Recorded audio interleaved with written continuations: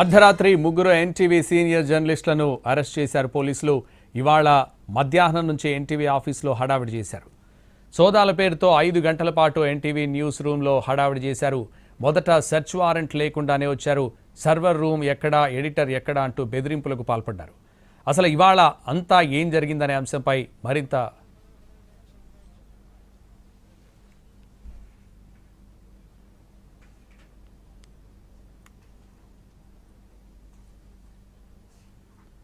అర్ధరాత్రి ముగ్గురు NTV senior జర్నలిస్టులను arrest చేసిన పోలీసులు ఇవాళ మధ్యాహ్నం నుంచి ఎన్టీవీ ఆఫీసులో హడావిడి చేశారు.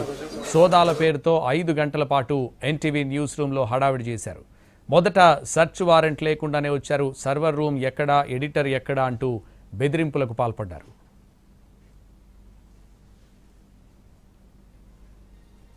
అసలు ఇవాళ అంతా ఏం జరిగిందనే అంశంపై మరింత సమాచారం మా ప్రతినిధి రవి అందిస్తారు. రవి,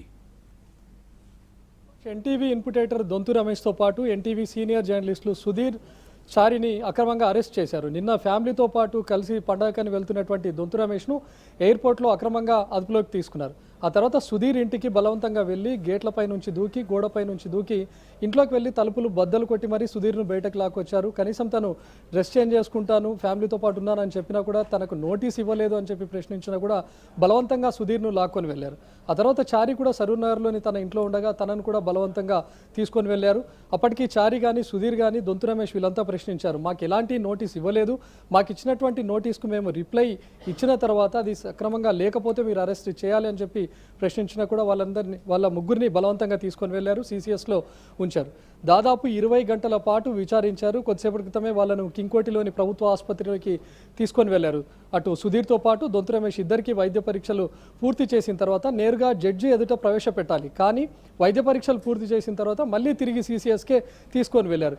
ఇక్కడ కూడా ప్రొసీజర్ ల్యాబ్స్ ఉంది. ఎందుకంటే ఎవరికైనా, ఎలాంటి ఖైదీకైనా, ఎవరినైనా సరే నిందితులను అదుపులోకి తీసుకున్న తర్వాత వాళ్ళ అరెస్ట్ చూపించిన తర్వాత 24 గంటలలోపు వాళ్ళకు వైద్య పరీక్షలు పూర్తి చేసి జడ్జి ఎదుట ప్రవేశపెట్టాలి.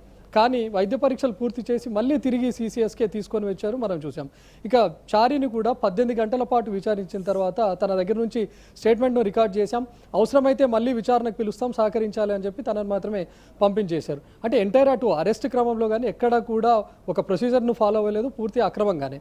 ఈవెన్ వైద్య పరీక్షలు పూర్తి చేసుకొని బయటకు వస్తున్నటువంటి క్రమంలో సుధీర్తో ఏ విధంగా ప్రవర్తించారో పోలీసుల తీరు కూడా మనం చూసాం. బలవంతంగా మెడపైన నొక్కుతూ తనను ముందుకు తోసుకుంటూ తీసుకొని వచ్చారు. అప్పటికే సుధీర్ మీడియాతో మాట్లాడే ప్రయత్నం చేసినా కూడా సుధీర్ను బలవంతంగా లాక్కొచ్చారు. సుధీర్ చెప్తున్నాడు, తమను అక్రమంగా అరెస్ట్ చేశారు, మమ్మల్ని అడ్డగోలుగా ప్రశ్నలు అడుగుతున్నారని చెప్పి దొంతు రమేష్ కూడా చెప్పారు.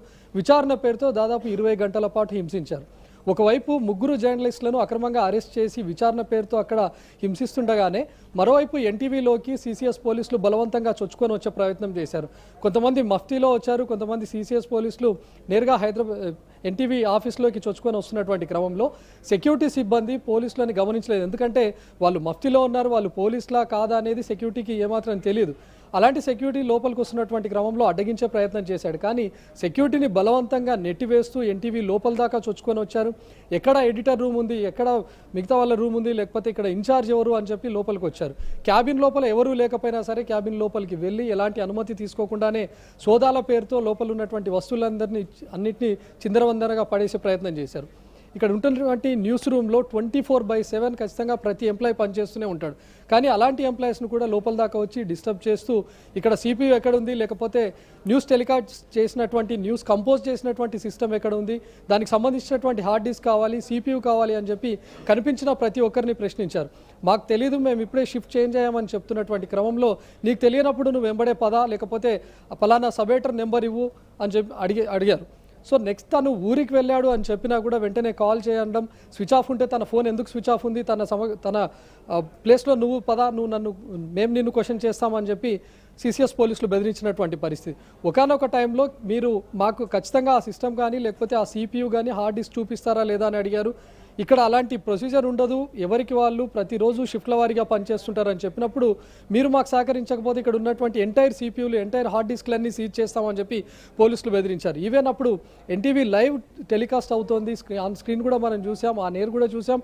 వాళ్ళు వెంటనే బెదిరించడం, ఇక్కడ ఉన్నటువంటి సిపియూలన్నీ లాక్కొని వెళ్తాం, ఇక్కడ ఉన్నటువంటి హార్డ్ డిస్క్లు అన్నింటినీ సీజ్ చేస్తామని చెప్పడమే కాకుండా మెయిన్ సర్వర్ రూమ్లోకి చొచ్చుకొని వెళ్ళే ప్రయత్నం చేశారు. వాళ్ళతో పాటు ముందుగానే టెక్నికల్ టీంను కూడా 2 వ్యక్తుల్ని తీసుకొని వచ్చారంటే పక్కా ప్లాన్తోనే వచ్చారు. ఇక్కడ ఒక హంగామా సృష్టించాలి, హై డ్రామా క్రియేట్ చేయాలి అని చెప్పి వచ్చారు. సిపియూలు కనిపించినటువంటి సిపియూలను హార్డ్ డిస్క్లను అన్ని ఎత్తుకొని వెళ్ళడమే కాకుండా లోపల ఉన్నటువంటి మెయిన్ సర్వర్ను రూమ్ను కూడా డిస్టర్బ్ చేయాలి, అక్కడికి వెళ్ళి వైర్లు లాగేయండి అని చెప్పి ఇన్స్పెక్టర్ అధికారి చెప్పడం కూడా మనం చూసాం. కానీ ఒకవైపు హంగామా క్రియేట్ చేస్తున్నటువంటి క్రమంలో అప్పటి వరకు సహనంగా ఉన్నటువంటి ఎన్టీవీ సిబ్బంది మీ దగ్గర ఎలాంటి సెర్చ్ వారెంట్ ఉంది అని చెప్పి ఇక్కడ సెర్చ్ చేస్తున్నారు, ఏ సోదాలు చేస్తున్నారు, ఎలాంటి సోదాలు చేయాలని చెప్పి మీకు ఆర్డర్స్ ఉన్నాయని చెప్పి ప్రశ్నించినటువంటి టైంలో ఒకసారిగా వెనుదిరిగే ప్రయత్నం చేశారు. మనం అది కూడా చూసాం క్లియర్ కట్గా. ఇన్స్పెక్టర్తో పాటు వెనక వచ్చినటువంటి సిబ్బంది అంతా తలా ఒక దిక్కు వెళ్ళిపోయారు.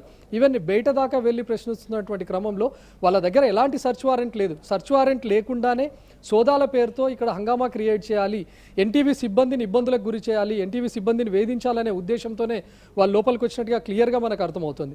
ఎప్పుడైతే సెర్చ్ వారెంట్ గురించి అడిగామో వెంటనే అక్కడ ఉన్నటువంటి సిసిఎస్ పోలీసులంతా బయటకు వెళ్ళారు, తలో దిక్కు వెళ్ళిపోయారు. కాసేపట్లో మేము సెర్చ్ వారెంట్తో తిరిగి వస్తామని చెప్పారు. దాదాపు 1 గంట తర్వాత తిరిగి అదే టీంతో వచ్చినటువంటి పోలీసులు ఎవరైతే ఇన్స్పెక్టర్ స్థాయి అధికారి ఉన్నాడో తను మాత్రం రాకుండా మిగతా ఉన్నటువంటి కింది స్థాయి సిబ్బంది ఎస్ఐలను వాళ్ళందరినీ పంపించారు. సెర్చ్ వారెంట్తో వచ్చామనగానే ఎన్టీవీ కూడా లోపలికి రమ్మని చెప్పింది. కానీ తీరా లోపలికి వచ్చిన తర్వాత ఇక్కడ కూర్చొని రిక్వెస్ట్ లెటర్ రాశారు. ఏదైతే మీరు న్యూస్ కంపోజ్ చేసినటువంటి సిపియూ ఉందో అది మాత్రం మాకు ఇస్తే మేము వెళ్ళిపోతామని చెప్పారు. సో అందుకు కూడా సహకరిస్తూ సిపియూ ఇచ్చేటటువంటి క్రమంలో ఇది ఒక సిపియూ కాదు, మిగతా కూడా పనిచేస్తారు కదా, అవి కూడా ఇవ్వండి, లేకపోతే ఏ విధంగా యాక్సెస్ జరుగుతుంది, మీరు న్యూస్ ఏ విధంగా కంపోజ్ చేశారు, కంపోజ్ చేసినటువంటి న్యూస్ను సబ్ ఎడిటర్ ఏ విధంగా ఎడిట్ చేస్తారు, ఆ తర్వాత వీడియో ఎడిటింగ్ ఏ విధంగా జరుగుతుంది, ఇవన్నీ తెలుసుకునేటటువంటి ప్రయత్నం చేయడమే కాకుండా జరుగుతున్నటువంటి వర్క్ను డిస్టర్బ్ చేయడం, ఇక్కడ ఉన్నటువంటి ఎంప్లాయీస్ను కూడా భయభ్రాంతులకు గురి చేసే ప్రయత్నం చేశారు. ఇప్పటికే చాలామంది ఎంప్లాయీస్ భయాందోళనకు గురైనటువంటి పరిస్థితి. కనిపించిన ప్రతి ఒక్కరిని వాళ్ళ ప్లేస్లో నిన్ను క్వశ్చన్ చేస్తాం, నువ్వు విచారణకు హాజరవ్వాల్సి ఉంటుంది అని చెప్పి పోలీసులు బెదిరించినటువంటి పరిస్థితి. సో ఒక్కసారిగా భయాందోళనకు గురైనటువంటి సిచ్యువేషన్ కూడా ఎన్టీవీలో మనం చూసాం. దాదాపు 2 గంటల పాటు ఒక హైడ్రామా నెలకొంది. కనిపించిన ప్రతి ఒక్క ఎంప్లాయీని క్వశ్చన్ చేశారు. ఇక్కడ ఎడిటర్ రూమ్ ఎక్కడ ఉంటుంది, ఈవెన్ సంక్రాంతి హాలిడేస్ చాలామంది ఇప్పటికే తమ సొంత ఊళ్ళకు కూడా వెళ్ళారు. ఊర్లలోకి వెళ్ళిపోయారు అని చెప్పినా కూడా కాల్ చేసినప్పుడు మేము ఎన్టీవీ ఆఫీస్లో లేమని చెప్పినా పదే వాళ్ళ గురించే ప్రశ్నిస్తూ వచ్చారు. ఈవెన్ 2 మహిళా కానిస్టేబుల్స్తో కూడా ఇక్కడికి వచ్చారు, మహిళా పోలీస్ సిబ్బందితో. ఇక్కడ ఉన్నటువంటి యాంకర్స్ని ఇబ్బందికి గురి చేయాలి, మహిళా సిబ్బందిని కూడా ఇబ్బందులకు గురి చేయాలనే ఉద్దేశంతో వచ్చినట్లుగా మనకు క్లియర్గా అర్థమవుతుంది.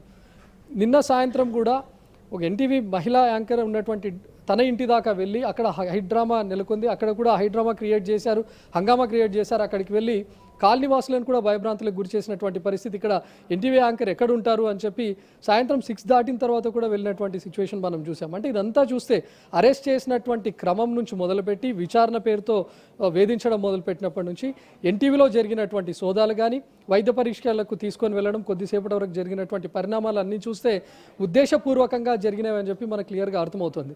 ఈరోజు ఉదయం నుంచి కూడా రాజకీయాలకు అతీతంగా ప్రతి ఒక్క నేతలు కూడా రెస్పాండ్ అయ్యారు. కొద్దిసేపటి క్రితమే కిషన్ రెడ్డి కూడా చెప్పారు, తలుపులు బద్దలు కొట్టి మరి లోపలికి వెళ్ళడం ఏమిటి, అప్రజాస్వామికం, సీఎం రేవంత్ రెడ్డి ఉద్దేశపూర్వకంగానే చేస్తున్నారు, కుట్రపూరితంగా చేస్తున్నారని కూడా కిషన్ రెడ్డి చెప్పారు.